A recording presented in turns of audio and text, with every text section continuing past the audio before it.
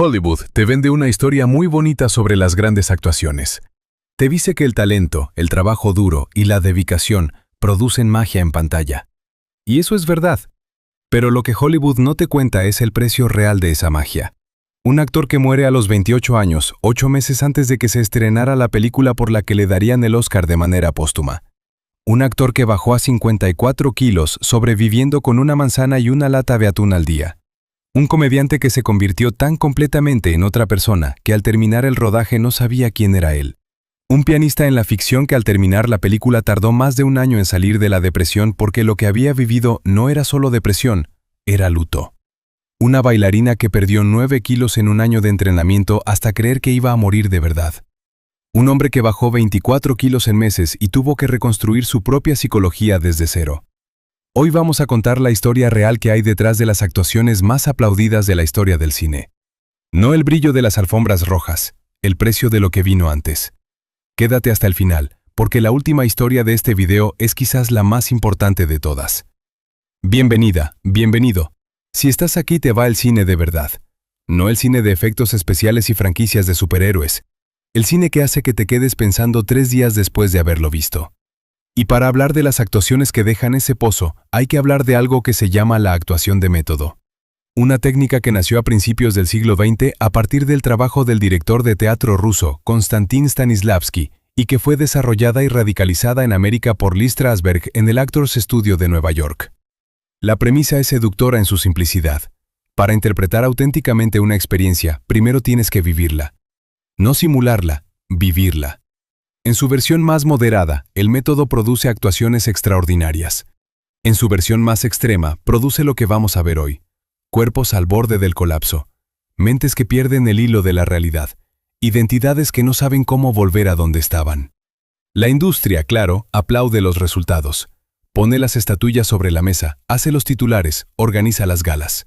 Lo que generalmente no hace es preguntarse si había otra manera de llegar allí. Vamos a hablar de 6 casos. Y en cada uno de ellos vamos a hacernos la misma pregunta. ¿Mereció la pena? Capítulo 1. Heath Ledger, el hombre que se quedó dentro del Joker. Empezamos por la historia más conocida, y también la más triste. En 2007, el director Christopher Nolan le ofreció a Heath Ledger el papel del Joker en Batman, El Caballero de la Noche.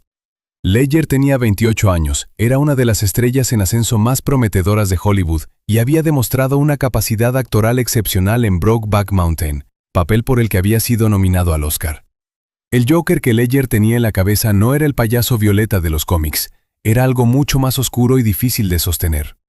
Para encontrarlo, Heath Ledger decidió perder contacto con el exterior durante un mes. Estuve sentado en una habitación de hotel en Londres durante aproximadamente un mes. Me encerré. Escribí un pequeño diario y experimenté con las voces. Era importante tratar de encontrar una voz y una risa un tanto icónicas, reveló el actor. Un mes solo, en una habitación de hotel, habitado por un psicópata. Lo que sabemos del estado mental de Ledger durante y después de ese proceso viene de varias fuentes. Sus compañeros de reparto y el equipo de producción describían a alguien que había encontrado algo en ese personaje que no le resultaba fácil soltar.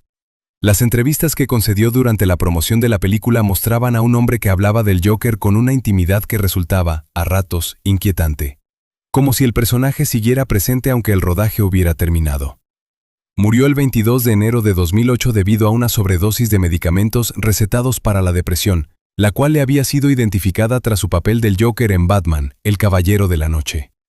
Antes de comenzar el rodaje de la película, Ledger tuvo un estricto aislamiento, se encerró un mes a solas para preparar el personaje y solamente dormía 2 horas, hechos que le habían causado episodios depresivos. Tenía 28 años. La película no se había estrenado todavía. Hay que ser honesto con lo que sabemos y lo que no sabemos. De acuerdo con el informe oficial de la autopsia, murió por un paro cardiorrespiratorio derivado de la interacción farmacológica de fuertes sedantes y analgésicos. Se le atribuyó su muerte a su proceso de interiorización del personaje malvado de DC, sin embargo, no hay pruebas fehacientes de ello. Además de ello, Ledger padecía de insomnio debido a la separación con la actriz Michelle Williams, madre de su hija. Pese a los rumores que durante años ha ligado su muerte a la interpretación, la hermana del actor ha negado cualquier relación. Solo se estaba divirtiendo, afirmó a The Telegraph. Así que la verdad es matizada. La muerte de Heath Ledger no fue causada exclusivamente por el Joker. Había otras cosas ocurriendo en su vida.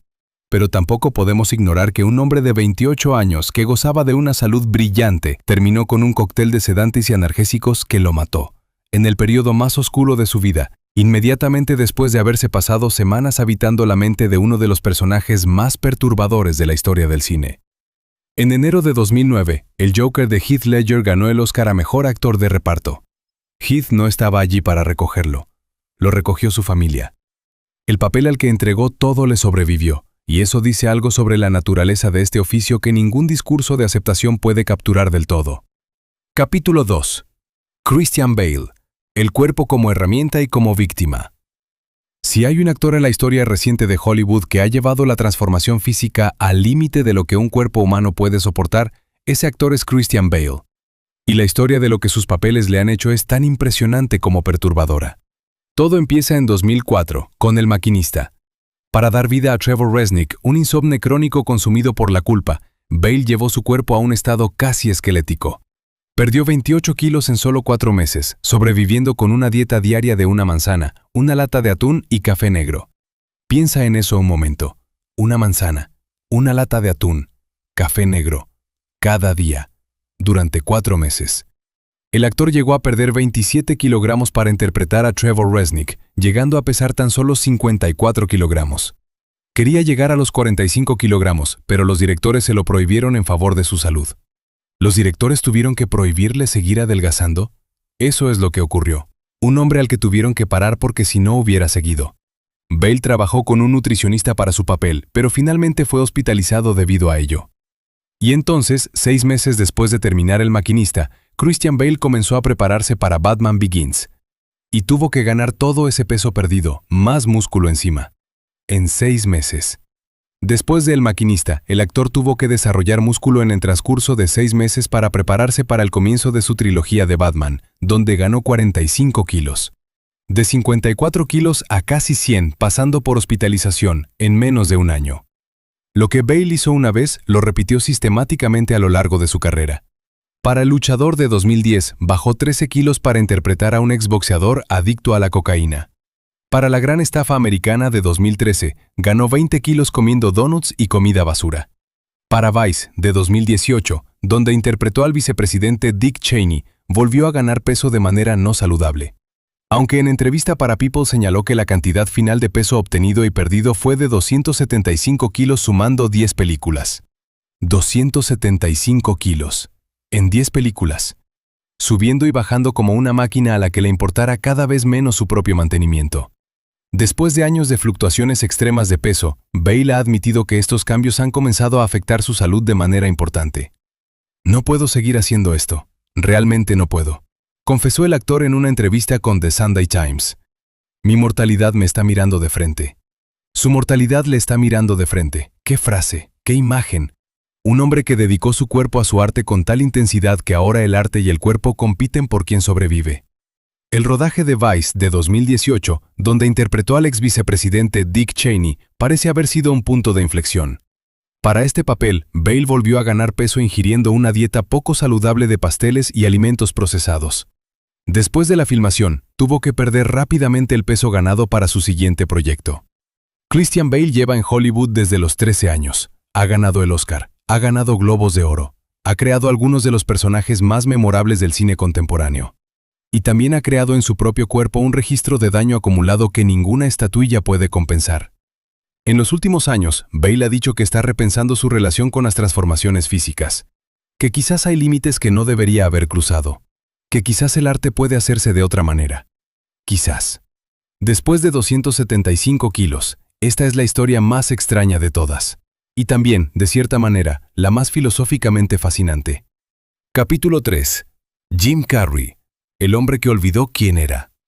En 1998, el director Milos Forman le encargó a Jim Carrey interpretar a Andy Kaufman, uno de los cómicos más excéntricos, revulsivos y geniales de la historia de la televisión americana. Kaufman había muerto en 1984, a los 35 años, sin haber resuelto la pregunta central de su carrera. ¿Cuándo estaba siendo Andy Kaufman y cuándo estaba actuando? Jim Carrey decidió que la única manera de responder a esa pregunta era convirtiéndose en Andy. No interpretándolo, siendo él. Lo de Carrey fue un travestismo total, el método de Lee Strasberg llevado hasta sus últimas consecuencias. Carrey no respondió a su propio nombre, y durante toda la filmación, adentro o afuera del set, él simplemente era Andy. I don't like it. Okay. I want to do one more. 4 meses. Jim Carrey no respondía a su propio nombre durante 4 meses. Durante 4 meses de 1998, Jim Carrey filmó El mundo de Andy. Universal guardó durante años el material tras bambalinas porque temía que el público pensara que su estrella era un verdadero estúpido. Aquí viene algo que muy poca gente sabe. Durante el rodaje, la exnovia de Andy Kaufman y el colaborador creativo de Kaufman filmaron aproximadamente 100 horas de metraje tras las cámaras. Universal Pictures había retenido las imágenes para que la gente no pensara que él era un idiota. Ese material estuvo guardado durante casi 20 años, hasta que en 2017 el director Chris Smith y el productor Spike Jonze consiguieron acceder a él y montaron el documental Jim y Andy, The Great Beyond para Netflix. Lo que muestran esas imágenes es fascinante e inquietante a partes iguales. Es una delicia ver a un Milos Forman desesperado, porque tiene que controlar a un Jim Carrey absolutamente zambullido en la personalidad de Kaufman, decidido a llevarlo todo al límite. Lo hace hasta el punto de enemistar a Carrey con todo el equipo de producción. Jim Carrey, dentro del personaje, organizaba bromas pesadas, desplantes, confrontaciones. Se negaba a que lo llamaran Jim. Exigía que lo trataran como Andy. Y lo hacía a las 24 horas, no solo durante las escenas. El cómico se metió tanto en la piel de Andy Kaufman en El mundo de Andy, que tuvo una crisis de personalidad al final del rodaje. Incluso llegó a afirmar que no podía recordar quién era. El documental de Netflix Jim y Andy narra la difícil batalla contra la depresión que libró luego de grabar la producción. No podía recordar quién era. No como metáfora, como experiencia real.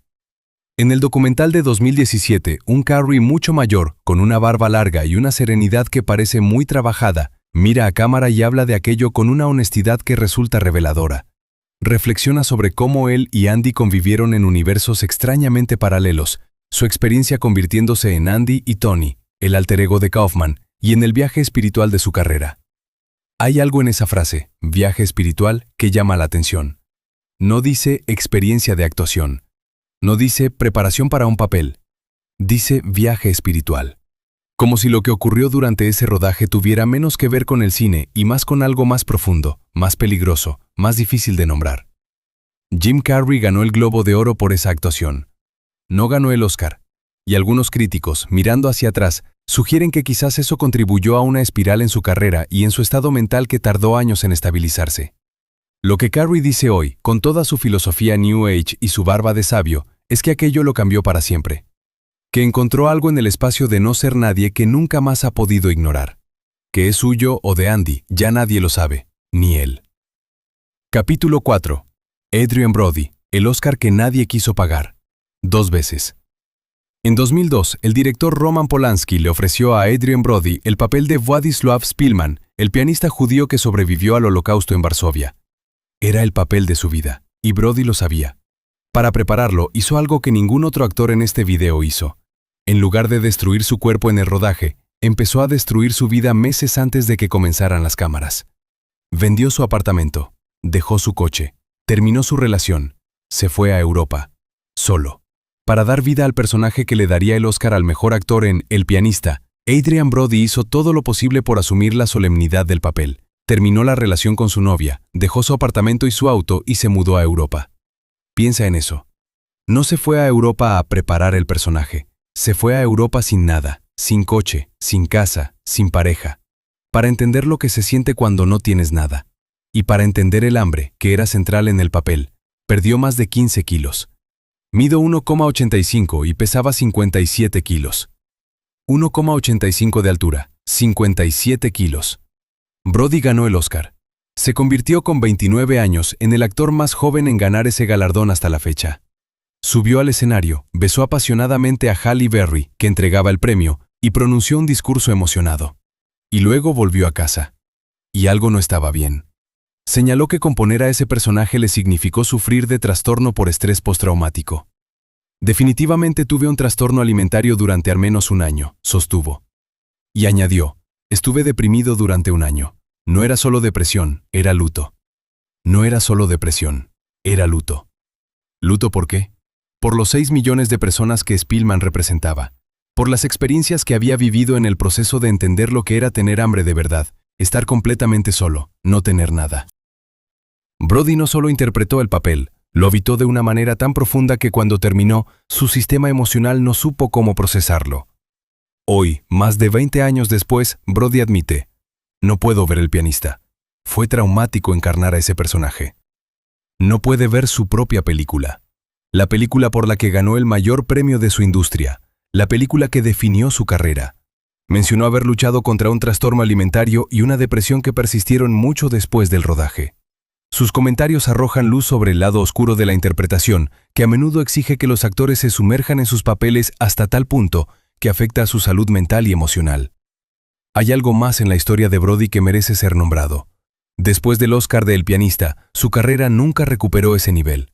Hubo proyectos, claro, películas, series, papeles, pero nunca volvió a la primera línea de la manera en que el mundo esperaba después de ese Oscar. Y muchos en la industria atribuyen eso, al menos en parte, a que el coste emocional del pianista fue tan alto que inconscientemente tomó decisiones que lo protegieran de repetir una experiencia así. Lo cierto es que después de tal laureada actuación, Brody ha hecho proyectos donde su actuación suele pasar por debajo de la mesa. ¿Será autoprotección? Autoprotección. Esa palabra lo dice todo. En 2024, algo cambió. Brody interpretó a Laszlo Toth en El brutalista, una película sobre un arquitecto húngaro superviviente del Holocausto que emigra a América. Ganó su segundo Oscar. Volvió al primer plano de la manera que todos esperaban que ocurriera 20 años antes.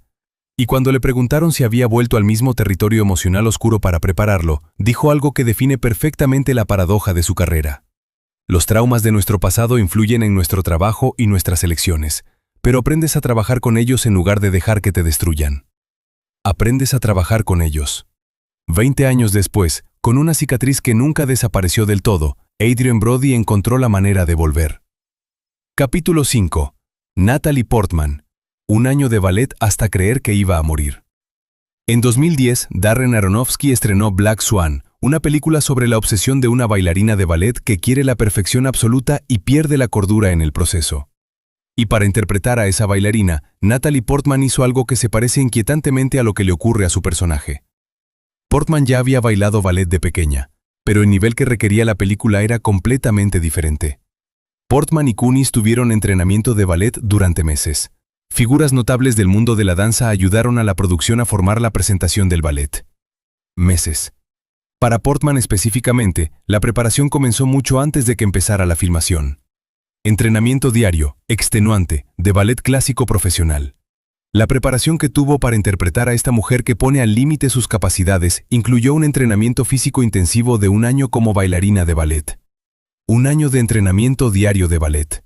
Y con ese entrenamiento, una dieta que redujo su cuerpo hasta un punto que la propia actriz describió en términos alarmantes. Portman llegó a perder 9 kilos, llegando a un peso que para su altura resultaba preocupante. En sus propias palabras, durante aquellos meses de preparación, hubo momentos en los que creyó que no iba a sobrevivir. No como hipérbole, como pensamiento real, en un cuerpo que estaba al límite de lo que podía aguantar. La actriz confesó que durante su preparación para darle vida a una bailarina pensó que moriría. Pensó que moriría. Y aquí está la dimensión que hace esta historia especialmente interesante. El personaje que Portman estaba interpretando, Nina Sayers, también cree que va a morir. La película es sobre una mujer que destruye su cuerpo en búsqueda de la perfección artística hasta perder el contacto con la realidad. Y la actriz que la interpretaba estaba experimentando, en su propia carne, una versión de esa misma espiral. La pregunta que ningún crítico hizo en el momento, pero que parece obvia mirando hacia atrás, es: ¿hasta qué punto lo que vemos en pantalla es actuación y hasta qué punto es un documento de algo real? Portman ganó el Oscar, el BAFTA, el Globo de Oro y el premio del Sindicato de Actores por su trabajo en Black Swan. Los 4 premios más importantes del cine de un solo golpe. Por la misma película. Y durante el rodaje, conoció al coreógrafo Benjamin Millepied, con quien se casó y tuvo hijos. Una historia de amor surgida literalmente en el espacio de destrucción y creación de Black Swan. Como si la película, al consumirla, también le hubiera dado algo. Pero el cuerpo tiene memoria. Y hay personas en la industria del ballet que cuestionaron públicamente el relato de Portman sobre cuánto bailó ella realmente en la película. Las bailarinas Sarah Lane y Skylar Brandt, que actuaron como dobles de Portman, reclamaron que se les negó el crédito que merecían por haber ejecutado los movimientos más complejos a lo largo del film. Este es un elemento más complejo de la historia, porque mezcla el debate artístico sobre qué es exactamente una actuación de método con preguntas sobre quién recibe el reconocimiento del trabajo físico real. Las dobles de baile pusieron su cuerpo, su técnica y su carrera en la película, y la estatuilla fue para otra persona. No hay aquí una respuesta fácil, pero la pregunta merece estar sobre la mesa. Capítulo 6. Joaquín Phoenix, el Joker que casi no vuelve. En 2019, Joaquín Phoenix se convirtió en Arthur Fleck, el hombre que se convierte en el Joker, en la película de Todd Phillips. Y la preparación para ese papel es quizás el ejemplo más reciente y más documentado de lo que ocurre cuando un actor lleva el método a un extremo que pone en riesgo algo más que su físico. Para interpretar a un hombre que pierde la cordura, Phoenix comenzó perdiendo peso. Mucho peso. Phoenix tuvo que ir en contra de sus principios y someter su cuerpo a una transformación radical para el papel. Bajó aproximadamente 24 kilos para el papel, llegando a una delgadez que sus propios compañeros de rodaje describían como perturbadora. No de manera estética, de manera preocupante, como cuando ves a alguien y te preguntas si está bien. Pero la transformación de Phoenix para el Joker no fue solo física, fue psicológica y mucho más profunda y complicada que la de su cuerpo. Phoenix pasó meses construyendo la psicología de Arthur Fleck desde dentro, estudiando trastornos neurológicos, en particular el síndrome de risa pseudobulbar, que hace que las personas rían de manera involuntaria en situaciones inapropiadas. Construyendo la manera en que Arthur se mueve, un movimiento que Phoenix desarrolló observando el movimiento de enfermedades y trastornos físicos reales. La risa del Joker de Phoenix, esa risa que hiela la sangre y que resulta simultáneamente aterradora y profundamente triste, no es una elección actoral de superficie. Es el resultado de semanas de trabajo sobre algo muy oscuro y muy real. Cuando terminó el rodaje, Phoenix habló en múltiples entrevistas de la necesidad de desintoxicarse del personaje, de construir literalmente distancia entre lo que había vivido emocionalmente durante meses y el mundo real al que tenía que volver. Una de las cosas que dijo que más trabajo le costó fue recuperar su propio peso. No solo físicamente, aunque eso también fue un proceso largo, sino la relación con su propio cuerpo después de haberlo sometido a esa privación. La manera en que el cuerpo recuerda el hambre incluso cuando ya no la padece. Phoenix ganó el Oscar de Mejor Actor en 2020. En su discurso habló de injusticia, de compasión, de la humanidad de las personas que sufren. Y no mencionó el proceso de preparación, no mencionó los 24 kilos, no mencionó los meses de oscuridad, porque Phoenix sabe, mejor que nadie, que hay cosas que se hacen y luego se guardan. Capítulo 7. La industria que no pregunta, el sistema que aplaude el daño. Hemos contado 6 historias, y antes de cerrar, necesitamos hablar del contexto que las hace posibles. Porque estas historias no ocurren en el vacío. Ocurren dentro de un sistema que tiene sus propias lógicas, sus propios incentivos, su propia manera de valorar el sufrimiento ajeno. Hollywood lleva décadas construyendo una narrativa alrededor de la actuación de método que la convierte en sinónimo de grandeza artística. Si un actor baja 28 kilos hasta casi morir de hambre, eso es dedicación total al papel. Si otro se encierra en una habitación durante un mes hasta perder el sueño y la estabilidad mental, eso es compromiso artístico. Si otro no recuerda quién es al terminar el rodaje, eso es un viaje espiritual.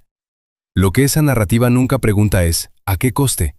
¿Quién se hace responsable de lo que le ocurre a un ser humano cuando el rodaje termina y las cámaras se apagan? ¿Tiene la industria algún mecanismo de protección para los actores que se destruyen en nombre del arte? La respuesta, en su mayor parte, es no. El método de actuación generalmente conduce a actuaciones ganadoras del premio de la Academia, pero hay ejemplos donde los límites se cruzaron de maneras que resultan preocupantes y francamente peligrosas. Y hay algo más que señalar. El método extremo no es la única manera de producir grandes actuaciones.